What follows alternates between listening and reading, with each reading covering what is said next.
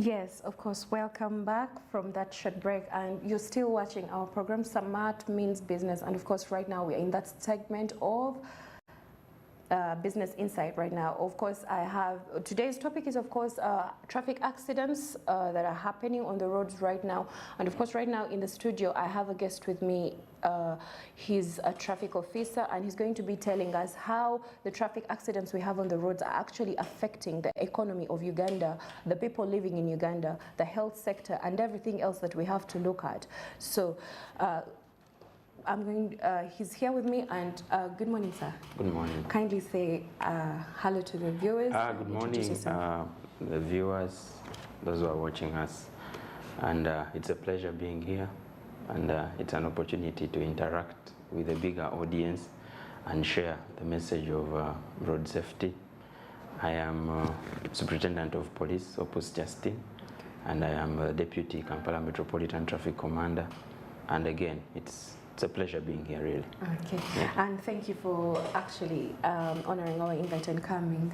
So today we're going to be talking about the road traffic accidents we have, and today we are majorly focusing on how it's affecting the economic sector in Uganda and how it's affecting other areas when it comes to the health sector, the transport sector, and many others. So when you look at everything else, is it possible to get an estimate of what annual costs of the traffic accidents are actually in Uganda? Now, one cannot attach a price to life. Yeah. And anything that gets to threaten life, nobody should even attach pricing to it, because in the first place, when an incident, a crash happens, one of the three things happens, if not all. You have destruction of property, you have injuries sustained by people, and in some instances you will even have loss of life. Now, destruction of property, it takes time and resources for an individual or government to invest to establish a property. It could be a road, it could be a building, it could be a vehicle. When a crash happens, destruction to that property happens. You cannot tag a price of how much loss you have incurred. Yeah. Number two, when there is injuries sustained, the process of recovery and the treatment, you cannot determine when the injury has just happened. You will only get to know when such a person is undergoing medication. Now, one can get a simple a fracture, which fracture will require a surgery, which surgery may be a brain surgery, a head. If somebody gets a head injury, will undertake such kind of operation. If he gets an injury to the spine, if he gets an injury to the leg, so that, look at that, all that cost. Yes. Then number three, when life is lost, this person who will have lost the life could be a breadwinner, or has so many people who are depending on him or her. Yes, yeah. When such a person is gone, look at how many people are going to be affected. Yes. How about the person's contribution to national development? Yes. You can't know this person who has died, what role has he been playing? And in a company he has been working, yes. True. And then number three, that individual who will have died has been a taxpayer. Yes. And by so doing, losing such a life, you have lost, the government will have lost, yes. The relatives will have lost, yes. And then his contribution to national development is equally lost. Yes. So now, if you wake up to say you want to tag a price, look at all those three aspects. Loss to property, a vehicle. How much is a vehicle, for example? The cheapest we have here in Kampala, I think like 15. If it's like 50. Or 8, or second hand, it can be 6. Either. Yeah. Even if it's a 5 million yes. vehicle or motorcycle. Yes. Somebody has worked overtime to accumulate 5 million yes. to buy that property. And then it gets destroyed in a crash. In just 1 second. It goes back to zero. Yes. That this person who worked, I don't know how many years to able to acquire that. Sometimes it's a loan. Yeah. Yes. And then loses it because of a crash. That is how that is how much we lose out when we're talking about crashes. Yes, and when we talk about these crashes, exactly in which part, if you look at our economy as a country, how does it affect, like how much, if you give it if you're to give it a percentage, like from 100 out of 100? From, if you give it, okay, before I get to that, the other incident that I did not mention when I was talking about is this, when this property is destroyed.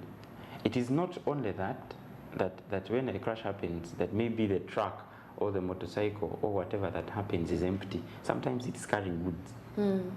So now when a crash happens and this truck or vehicle is carrying goods, those goods equally get destroyed.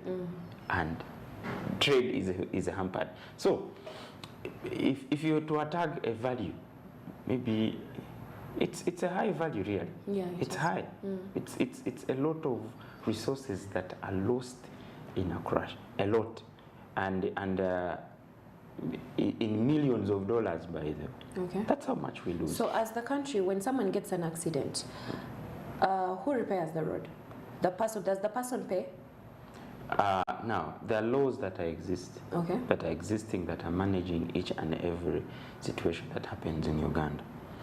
The national roads, the person in charge of them is Uganda National Roads Authority. Yes. And there is a law to that effect that governs the infrastructure that is on the road, that governs the maintenance of the roads, that governs everything that happens on the road. Yes. And the right thing would be, it's government responsibility to make these roads. Yes. But it's also a responsibility to make sure that that we keep them well. Yes. Okay?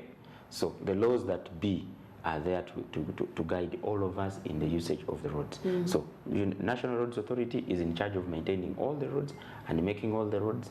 But when a crash happens, we work closely with Uganda National Roads Authority and to make sure that what is done bad is done well. Yes. Yeah. Okay, thank you so much. So if we also look at these roads that we have in Uganda, they themselves, you've noticed these days the potholes that we have become like a tourist attraction somehow. It's all over the news, it's on social media, different countries are talking about Uganda having so many potholes and everything. And yet, each year when the national budget is put out, they bring us a budget to show that the roads are going to be constructed and everything. The traffic officers are there, they're put in place, the rules are there and everything. How comes we still don't have those roads? No, not that we don't have these roads. We still have those potholes even after everything. Okay, that's very true. But we have the roads. Yes, we have the roads, but the potholes are there. Okay, so first things first. Yeah. You have the road worked on, tarmacked, and then because of so many other factors, there is wear and tear, and there is wear and tear. So then sections of the road develop either a crack or a pothole or something. I want to show you an example. Just last week we had a portion of the road from Busega along Masaka Road, around Busega, where the road sank in. It was as a result of other factors other than just the road users. The rains. The construction or the rains? No, it should be something to do with the water levels. Yeah. But also very well that we've had a lot of rains in the recent past. And that also has an impact on the road. Yes. Now, when that brings a problem on the road, of course it is ideal. All of us would expect that it is done immediately. But remember, reconstruction of the road needs resources, and those resources have to be allocated for that to happen. Yes. And then there are other processes that happen that I am not an authority to discuss them. But all that put together, it is why we could be saying that there are some potholes, but it doesn't mean that they can't be fixed. In the due course, the right institution, the right agency will be fixing the roads, and we'll have them. But one fact that we have to acknowledge is we have tarmac throughout Uganda, connecting one corner to another corner. Compared to the other Uganda that we had before, yes, we have more tarmac than it used to be.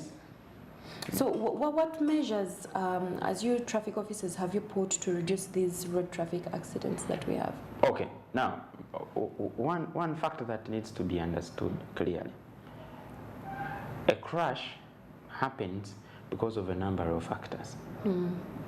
One of those is the individual, the human being. Yes, the person. The human being who is in charge of this automobile, be it a motorcycle, be it a vehicle, be it a bicycle. And then there is this human being and the one who is also walking. So the major person there is a human being. Number two, the machine that the person is operating, the vehicle. That is another factor that is a contributor. Now, the other one is the nature of the road where we are operating from. And then the other factors, the environmental and the weather. So what is our role now here? The cardinal role that we have as the traffic police is to enforce the law. Ensure that whoever is on the road complies with the set rules and regulations that are there. Yes. That is our role. So ours is enforcement and ensuring that whoever gets to the road is compliant with the laws that be. Is your vehicle roadworthy? Are you a competent driver? Are you being observant of the guidelines that have been set of how you're supposed to use the road? Now, that's where we get in and make sure that we apprehend and punish those who are not doing as the law requires. That is our role. Yeah. So these measures that you've put, so people have to follow them, and at the end of the day, they have to do it so that they are safe. So when it comes to the casualty area that we have at Mulago Hospital, usually when you get there, is it the emergency area? Usually when you get there, the highest number of people that we have there are road accidents people. That the biggest number that we have there. You find this one has a broken head because the motorbike has done this. This one is broken because of this. So when it comes to the healthcare sector, the money that is usually put into place to do other things, the money that is put in hospital to develop other things and everything, doesn't it end up being misused on these people that actually? Rightly, if you hosted, if you go to interact with an official from Ministry of Health or from Mulago Hospital, they will give you estimates of budgets that are allocated to take care of accident victims, and it's a huge one. Okay. And it is one of those things that is one of the reasons why we keep insisting that we have a duty to be safe on the road. You have a duty to be safe as an individual, but then when you are safe, it means other people are also going to be safe. Yeah. Now, because when accident happen and we end up in hospital, government has this duty to take care of its citizens, and therefore it spends the huge budget. It spends on making sure they do you right, and in some instances, nature dictates that certain injuries will occur and you'll be treated, but at the end of the day, you'll still pass on, and that is unfortunate. But again, even when you get to be treated, you will not get back to the way you were before the accident. Yes. So the important thing, therefore, is that we be serious and observe the requirements that be, so that we are safe on the road. These crashes are avoidable. I can honestly tell you, because if you're driving from Kampala, say for example, to Masaka, and then the journey is of about 3 hours, why would you tell yourself that you have to be in Masaka in 1 hour? If you're approaching a built-up area, and they say the law guides you that the speed should be at 50 kilometers per hour. Why would you be driving at 100 kilometers per hour? They do that. Why would you want to overtake in a place where where your vision is impaired? You cannot see clearly what is coming ahead of you. Why would you do that? Yeah. Now, if you observed and say, When approaching a built-up area or trading center, I'll drive at 30 kilometers per hour. I will not overtake recklessly. I will observe my speed limit to make sure that it is at 80 kilometers per hour if it is the highway, to make sure that I am able to be in charge of the vehicle that I am using. Would we avoid the crashes? We would. Yes. Why wouldn't you make sure that before you start your journey, your tires are fitted well, and your tires are good, are well, your car is well maintained? You know how Africans are. Well, when you check, you're like, this one can reach. I'm going to when they get, I can reach. And that is where the problem. That's where the whole problem is, because then those little things that we take to be less important, yes, are the ones which actually turn out to be the most important. Yes. And if we started by observing those and doing them right, then these crashes could be brought down. The other problem that we people have is we want to behave that in the absence of the police officer, I will not comply. You make it look like you're only complying because you want to please the police officer who is seeing you, or you're doing that to evade arrest. That's a wrong mentality. Yes. Because when a crash happens, believe you me, the police officer will take the duty to reach the accident scene. But what will have been destroyed, the police officer may not put it right. Yeah. Yeah, it can never. And speaking of that, in this year since it started, there's been a high demand from traffic officers to the motorcyclists and drivers of cars to have reflectors. So these reflectors, most of the Ugandans were saying you were only asking Ugandans to buy the reflectors because someone had actually ordered a big number of them.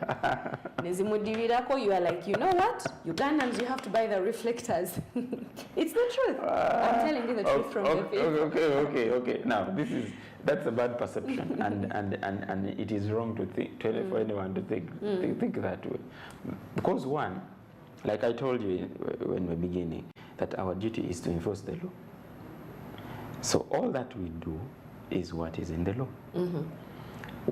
But again, let's understand, what do the reflectors do? Personally, I saw at night they help. Someone can see you from far, but during day, not exactly. Yes. The purpose of the reflector is to increase visibility so that you can be seen, another person can see you. Now, this is where it starts from. What you can see, you can possibly avoid if it is a danger. What you cannot see, you'll just ram into it. So that's what we're saying. For example, the trucks, have the reflectors fitted into the vehicle, and then also have the driver reflectors. The purpose is, in case there is a breakdown, you're able to warn other oncoming traffic. Yes. Why? When you warn somebody and they get to see that there's a problem ahead of them, then they're able to avoid a collision. That is the purpose of it. For motorcyclists, we're saying, put on the reflective material so that you're seen. They operate day and night, and then it is important that you are seen. When you're seen, and I mean, you will not be rammed in two, and then we are all safe. That's the intention. Yes. So it's not about somebody imported whatever. Of course, in the first place, these materials have to be made. Yes. So then, they need to be bought. But the purpose is increase visibility, so that we are safe. So, in other words, the reflector is most important at night or all the time? It's important all the time. All the time? Yeah. Even in vehicles, not borders? Let me ask you, for the days that we've had rain, when it gets cloudy and it gets rainy, how is your vision? Very bad. Very, very bad. Don't you have to increase that you see? Usually you end up using full lights, and that usually can cause the person coming ahead of you to actually make an accident. Do you determine when the weather will change? No, you can't. So you always have to have. Yes. Yeah, now that I get you. But yes, we also look at the international corporates and the way they analyze, and the World Health Organization ranked Uganda among the most prone accident country. And they say Masaka Road mostly is the one that has the accidents, and they say because it is a stretch, it is a highway. And right now, as we all know, it is under construction. That is why the food prices are a little bit high, and most people don't go there. It's very hard for them to bring the food. So how do you think these international corporations can actually help to reduce the accidents in Uganda? Now, thank you. When you believe that it is another person who should be responsible for your safety, you've missed the point. Yes. Yeah. Because what other people can just do is to be players and maybe drum and say, let's do ABCD. But the responsibility, the duty of being safe is vested on an individual. It is vested on an individual. You have a role to play in ensuring you are safe and then others are safe. Now, the road in the first place is we have to acknowledge the fact that the road is used by so many people for different reasons. The multinational companies also use the same roads to transport goods. The local people also use the same roads. The ambulances use the same roads. Buses use the same roads. Motorcyclists use the same roads. People with bicycles use the same roads. People who are walking use the same roads. Papas moving from one point to another. So as long as there is that movement from one point to another, this is what I would say. That we all be responsible and use the road responsibly. Now, even those other international agencies, when they come on board, they can be help to facilitate, to drum the message for people to hear, but then also if they have automobiles or vehicles on the road, ensure that their vehicles are fit to be used on that road, and then the people whom they are employing to operate those vehicles adhere to the regulations of the land, and by so doing we are all good to go. We'll ensure that the crashes are brought down and more life is safe. Yes. Yeah. Thank you so much. I also have another question for you here. So what do you think is the long-term economic effect that we are going to have on the tourism sector, the investment sector, the businesses, and a country's economy at large? Nobody would. Whoever gets to establish a business establishes it because they want to make profit. And anybody who makes Uganda is one of good investment destinations and the tourist destinations for that matter. But nobody would want to go to a death trap, because most importantly is everyone desires to be alive. All these things that we get to do them because we have the hope that we'll be alive tomorrow. Yes. Somebody will start an empire today because he wants to see it grow. Somebody will start whatever it is, or decides to take a vacation because they want to have benefits of life and enjoy life. But nobody will want to go to a place where they are sure that when you get there you will die, or when you get there you get injured, or when you get there the chances of you losing a relative or losing a loved one are high. Nobody will be interested in that. Wow. So safety is therefore important, because then when safety is guaranteed. On safety, I find now I'm going to put a pin right there on safety that we are talking about. And now we are going to take a very short break, and of course we are going to be back on our segment of Business Insight. Please do not change the channel. We'll be right back.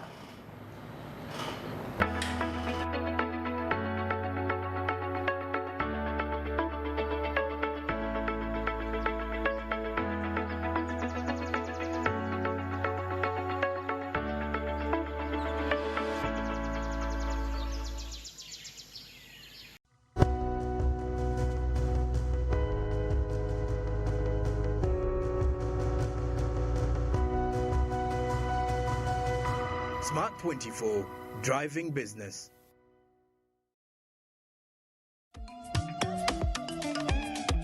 Jovia. Ng'oyolekera ku lugendo luno olw'obulamu,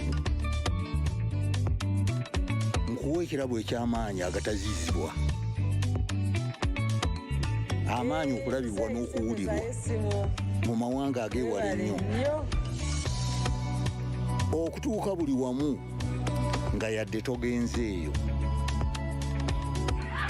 ensi yonna ng'ekuli mu ngalo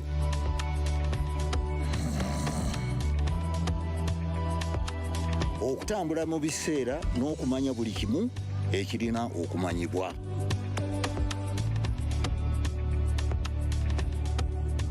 Jovia kino kye kirabo kyange gy'oli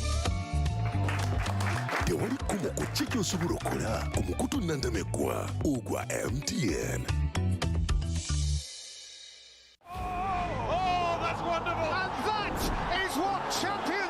It's Football Madness with GOTV Season Eno. It's battle after battle on GOTV. All the Premier League and Serie A games, La Liga and UEFA competitions, the biggest football competitions in the world, live. Get your Go code up for 39,000 shillings that comes with a full month on GOTV Plus to enjoy the Football Madness. GOTV Uganda. Love it.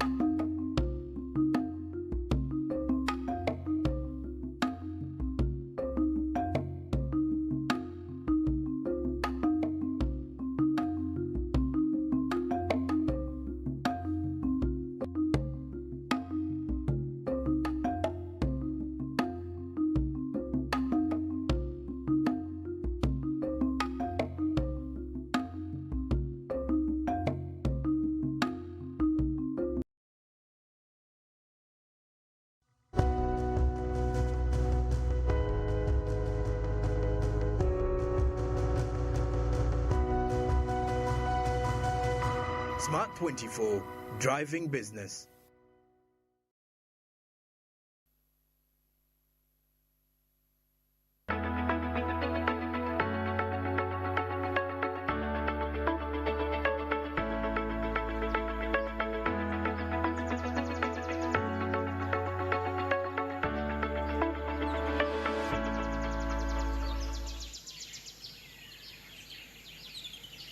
Yes, welcome back from that short break, and of course we are still here in the studio with our topic that we've been having since 7 in the morning, and right now it is 9:36 in the morning, and you're still watching our Smart Means Business, the program that you watch every day in the morning. Thank you for not changing the channel. And of course, before we went for the break, I and Afande Opus were here talking about the measures and what we need to do, and of course we've been joined in the office with someone from Ureno.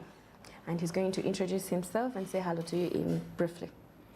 Yes, good morning all viewers and listeners. I'm called Cuthbert Singoma from Uganda Road Accident Reduction Network Organization. We do road safety, we do advocacy, and we do awareness raising of the road users. Okay, you're welcome. Thank you. To Smart TV. Yes, what is Ureno in full? Ureno is the Uganda Road Accident Reduction Network Organization. It's an organization, an NGO organization that was started around 1997, and we've been around for the last 26 years doing road safety. Okay, road safety. So Ureno and the road traffic officers, how are they connected? How do you people work together? We work together, we complement government's effort by, one, we do advocacy. We ask for the things that the community or the road users would wish to have on our roads. Then we do also raise awareness, public awareness of the road users, like the border riders, the drivers, and so on how best to use the facilities that they're given. The things to do with raising awareness of road safety to school children, and all the other road users we have on the roads. Okay, so Afande Opus, do you think ever since the Ureno was formed, from when it was put, these safety measures they've been putting and everything, so far in your own view, do you see that they've been helping in any way? the country at large? Thank you. Road safety is not a one-man show. The Uganda police and traffic police in particular is that arm of government, that entity of government put in place. The cardinal duty of police, first of all, is to protect life and property, and then the traffic police in particular is to regulate, to enforce the traffic and the traffic laws. And so when Ureno comes on board, they help to spread out the message of road safety. And like I said, every block, every participant is really adds a block to road safety. Yes. Where I am unable to reach in speaking to somebody. Like I said, Smart TV, for example, the audience that we're able to reach because of being on Smart TV, maybe on an individual basis or an institution that we said we move to meet person to person, will not reach. But when Ureno comes on board, I mean, the message, another person would look at, see a police officer and will, this one has come to arrest. If he meets a Ureno person, will be, okay, let me listen so that I avoid the traffic police. Yes. So yes, the efforts are yielding, and we encourage many more people to give time to road safety, because like I have said, it's not a one-man's show. Yes. And we have to come the involvement, together. As long as we're able to rally everyone to get involved in participating in activities of road safety, and ensuring that we have a mindset change, and then have our discipline improved while we're on the road, then we shall. I dream of the day I wake up and there is no accident happening in Uganda. Yes. Because you do not know who you will claim. You can claim your mother, your sister, your father, your relative, your girlfriend, your wife, whatever. Mention it, your spouse, so your children, and it can claim all kinds of people, and the effects are really, we all get to feel them. So involvement of everyone in the road safety is a plus, and I encourage them to keep going ahead in drumming this gospel. Thank you so much, Afande. We are going to watch a very short clip. There is a fire right now happening just right next behind Equity Bank on the building that you're seeing on the screen right now. And as we all know, most times during the festive season, we have so many accidents that happen here and there. So this is happening right now. This is a live feed of actually what is happening there, where the fire has been. All we can say right now from us here in the studio, everyone where you are, just be safe. Make sure you're safe, because this is the end of the year. And usually so many things you see. As you can see in the windows, smoke is coming out. Where the fire started, lots and lots of smoke. The firefighters are already there, as you can see the truck. Yes, that is happening right now there. And of course, we are back in the studio. We are going to go back with our topic. We'll be talking about the road traffic accidents, of course. So we were talking about all that, and you said it takes many people to be safe and everything, one hand from here and there. So what are the emerging challenges and opportunities in road safety and the organization is facing right now? The challenges we face, of course, is we don't put a lot of effort as a country in road safety. Yes. We put very little money in road safety. We put very little money in enforcement. Because when you look at the number of police officers we have, they're very few. When you look at the gadgets they're supposed to be using, they don't have. The training alone, they're not having enough training. Yes. Because when a police officer is trained, they're trained in a regular police, then they're transferred to traffic police. They're given some training again in traffic management and so on. Yes. But that training is also not enough.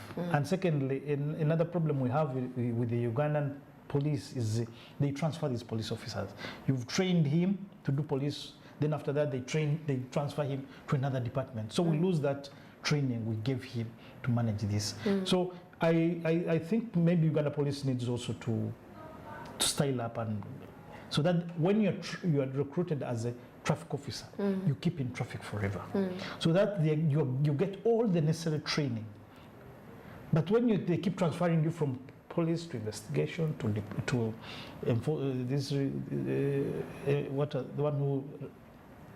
the other type of police, so you find that we are losing the human resource and the capital we invested in you as a traffic officer. So government should really find a way of regularizing this thing of police traffic enforcement. Then another thing is that we all need to be we don't need to wait for police to come and enforce. We must take interest in knowing all these regulations, knowing the laws of the road, so that you don't need police to be on you all the time. If you're approaching a school, you know that that's a school. You know the speed limits on the school zone. If you're approaching where there are maybe there's a trading center, there's a market, you know the speed limits in those areas. Don't overspeed, don't drink and drive. All the things you need to get interested and know them and practice them. Don't wait for police to always come and chase you. So those are the challenges. If you know we have a challenge as a country, so we must discipline ourselves and regulate ourselves. We don't need to wait for police to enforce everything. Yes, thank you very much. And before you got here, Afande Opus, I had told him, us as Ugandans, they had brought reflectors for us. We laughed. We were like, no, someone must have ordered a very big container, so they are forcing us to buy them. So he gave me an example of if it rains, you can see the reflector helps even at night. So now my question for you is, what other practices do you think? Because me personally, as an African, I grew up knowing reflectors are used by white people. Because you know the white people used to come, they always have a helmet, then they have a reflector. You're like, so when they told us to start having the reflectors, we were all like, maybe abazungu. We were being big-headed. So we thought the government was being our government the way we usually take it to be. But you as Ureno, what practices do you think from other countries can be applied in Uganda that can actually help to reduce these road traffic accidents that we have today? There are quite a number of practices that we are not practicing here. Things to do with always putting on your seatbelt whenever you're sitting in a car. Whether you're sitting in the back seat or the front seat, it's a must. You must put on your seatbelt. Things to do with putting on a helmet whenever you're riding on a motorcycle. It's a must. You must have a helmet. In fact, the recently reviewed regulation on helmet use requires that a passenger must have a helmet. If you don't, if you're going to ride on a motorcycle, that thing is heavy. It's heavy, but it is for your life. Do you know the cost of treating you if you got a head injury per day? It can be about 700,000. You will be paying in Mulago. You as a patient, 700,000 per day, just for treatment. And that's Mulago. That's Mulago. So it's not cheap at all to treat a patient, a victim, a crash victim. Yes. So you must take the responsibility. Now a helmet can cost you about between 80 to 150,000, but you're saving your head against that treatment from millions of shillings that you have to pay. Many people, if you want to Mulago and you see the people, you know, God made this head of ours and put a skull to protect that brain inside. It is in fact the helmet of your brain. It is the skull, but it is not. It's not so hard. It can easily be damaged. So when they tell you put another protective around the skull to protect the brain inside, because the brain is everything that happens in your body comes from the brain. Yes. So you must protect that part of the head. Yeah. So these are some of the things which are very necessary and which could save lives. Yes. If you know, you've heard of the statistics. I think Afando Pus has told you the statistics of how many people lose and how many people are injured every year. Yes. When you convert that into the amount of money we are losing as a country, it's about 7 trillion shillings per year. Afando Pus, that money on road accidents? Yes, we are losing that money. Now that is the same money that government gives to Ministry of Works to make our roads, but we are losing it again. Wow. And yet this money can do a lot for the country. Yes, because if a person like you, if you you are involved in a road accident. God forbid, but okay, let's continue. Yes, or me, or anybody, any of us. Yes. Yeah? The amount of money that you lose because of being in Mulago for those number of months, you will lose as a person. Yes, and the family will lose. Even the organization where you're working will lose. So all that loss, when it's aggregated, that's the amount of money we're losing as a country. That's a lot of money. We can save that money to do other things. So let's not think road safety is about we, the civil society, shouting around. No, it is about our lives. And now this thing affects you and me, who are on the road every day. Yes. It may not affect someone who is grazing his animals in the hills, or someone who is in his garden, because there are no roads there. And snakes are there. Only snakes and so on. But how many snake bites do we have in here? Very few. Now, but how many accidents, how many people do we lose per year? 4,000 people. Yes. 4,000 people is you and me, who are breadwinners. So it's again bringing poverty to the country. Yes. So when you look at the whole thing of road safety, it is very bad and very unfortunate that we are not taking heed of it. Uganda. Yes. Well, thank you so much. Afaniapus, so you as traffic officers, are there some rules from other countries that you think can be applied in Uganda that can actually help us in any way? Thank you. I would want us to, when you say what applies in other countries and doesn't apply here, I want to start from right where he stopped and going back to what you had asked him and say some of the things we used to see and we know them to be things of the whites, and now we are here and they brought them to us.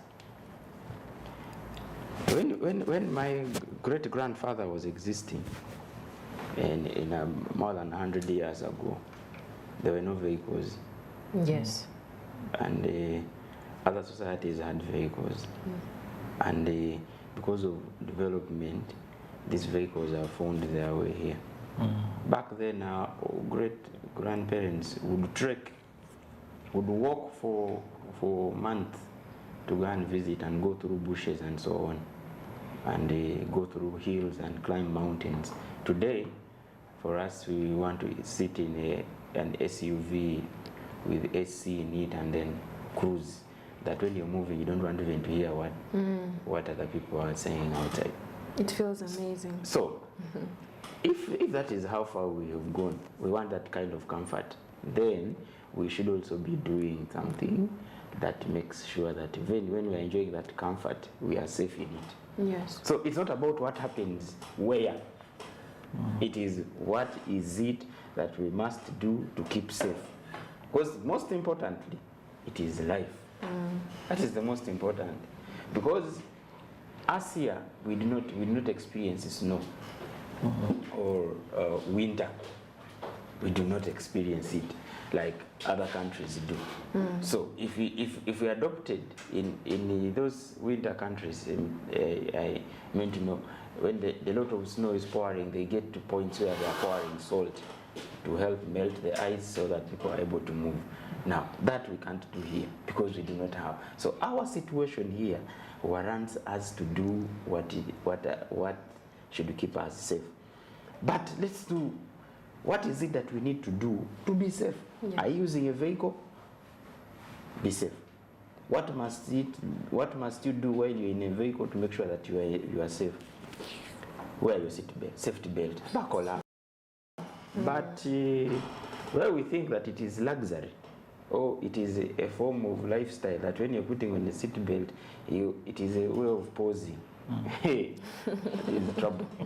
Then when you're on a motorcycle, I had an interaction with a few ladies, and I was asking them, how many of you, if a rider offered you a helmet, would actually wear it? My makeup, Afande. And you here. Yeah, that is exactly, that's the kind of response I was getting, like, my makeup will be. My hair.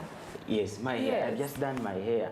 Then you're wondering, okay, so the hair is on what?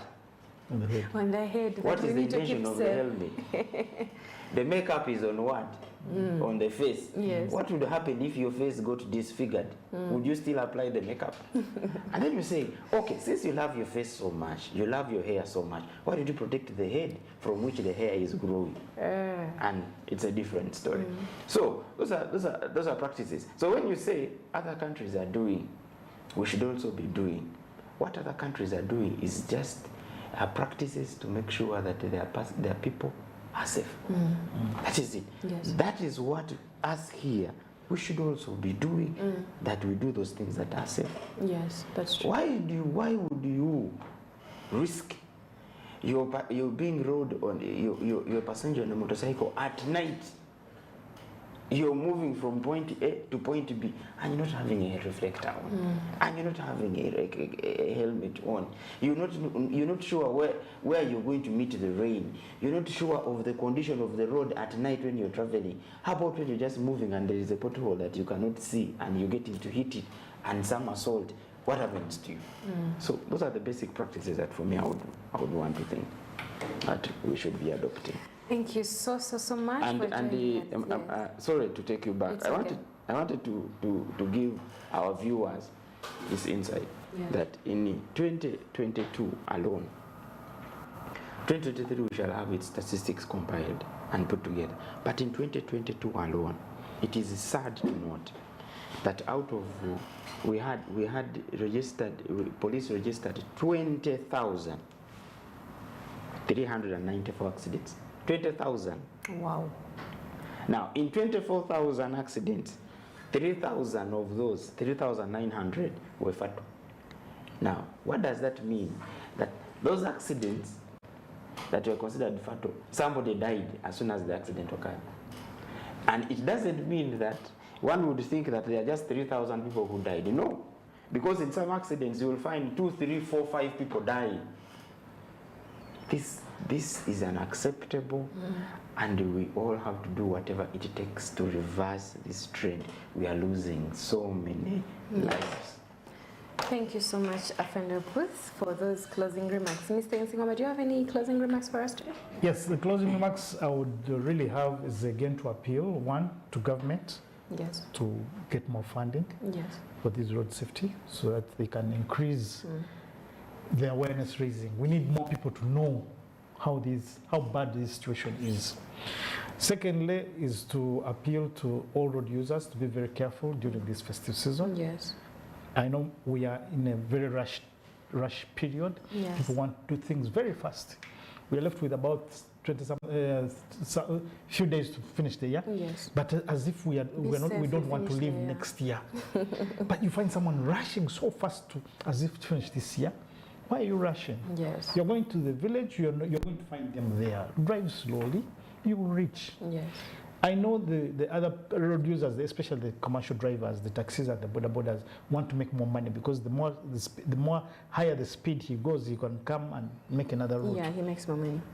But you may want to go that fast and you lose a life. So you will not even make They are the money. most reckless people we have. I appeal to people, please be safe and be careful on the road. Yeah. Do you know that some people actually urge the driver to move fast?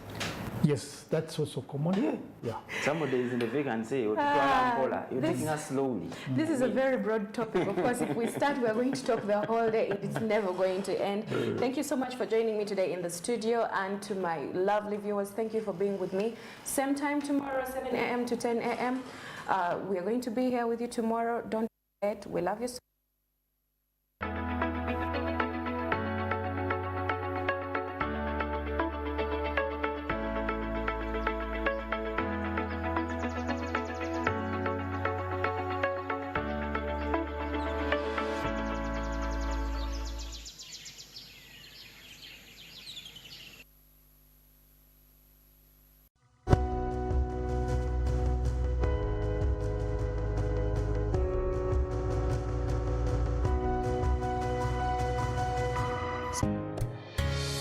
I'm a manager.